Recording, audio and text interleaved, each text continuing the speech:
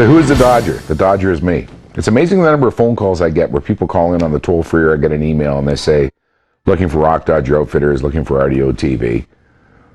And I answer the phone, Mike Galanis. My God, I know that voice. You're the Dodger. I said, the Dodger's me. The Dodger's a real person. What people don't realize is that this is a dream we started to chase probably about 3 years ago. Always has been a goal of mine to get women and kids and new fishers into the sport.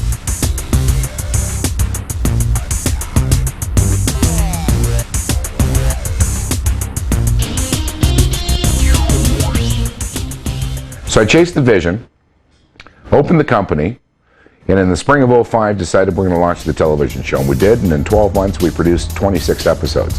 It's been an absolute ride.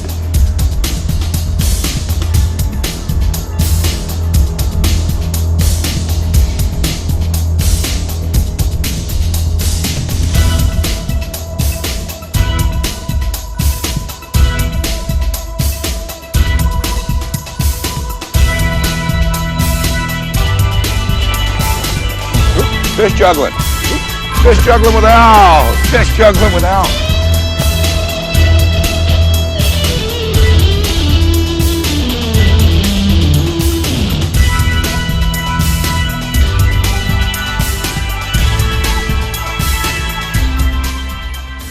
Many people ask us, what is the Dodgers' favorite episode? And the challenge is always, every episode is great. That's a tough question.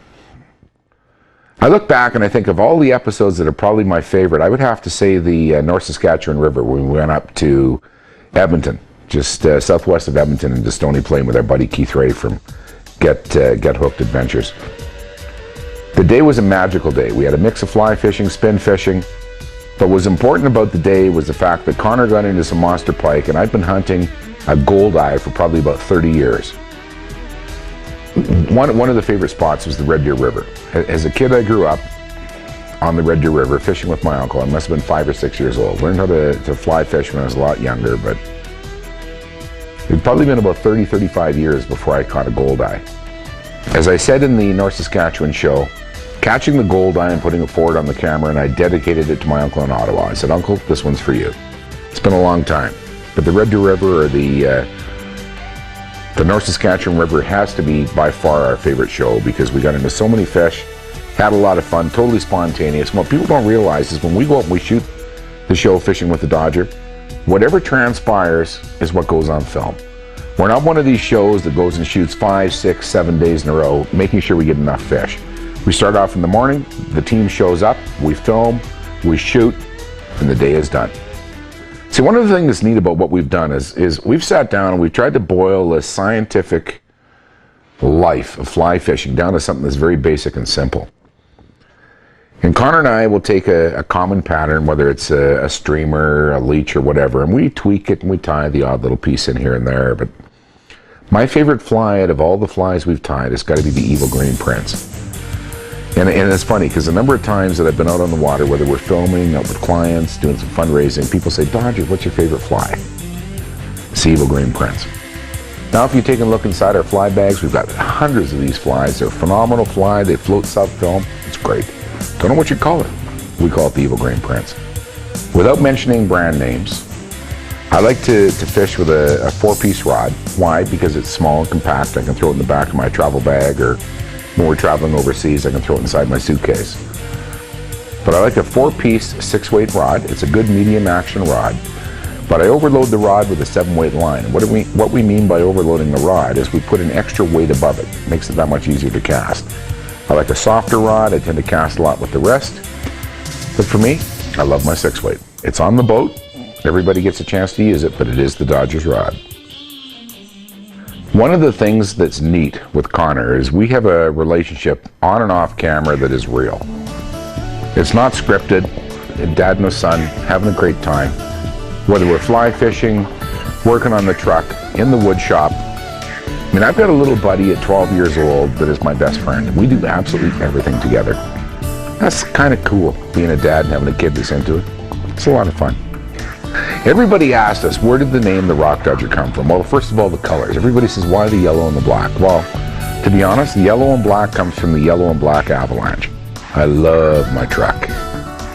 So Big Eddie turns to me and he says, Mikey, what are we going to turn and name this boat? And I said, Matt, what are you talking about? What are we going to name this boat? Well, as Ed said, no boat can hit the water without a name. The boat is far too beautiful to hit rocks. You better dodge all the rocks. Well, that night at about 7 o'clock in the evening, we're floating off the next morning at 8. The varnish is still drying on the boat. Phil, bless her heart, runs out and gets logos for the side of the boat, the Rock Dodger. The Rock Dodger drifted the next morning. Within 6 months, I got known as the Dodger. I had friends saying, where are you going? We're out fishing with the Dodger. And the rest is history. Rock Dodger Outfitters was born and Fishing with the Dodger hit TV.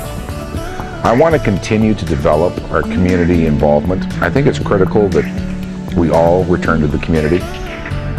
We've all been in a situation where we want to help out, but more than anything, our key focus is helping kids, families, people that can't get into this sport, and that's number one to us. And it means volunteering time, it means volunteering trips, coaching out with clinics, but being a mentor. So in March of 2005, we made a decision to launch the television show.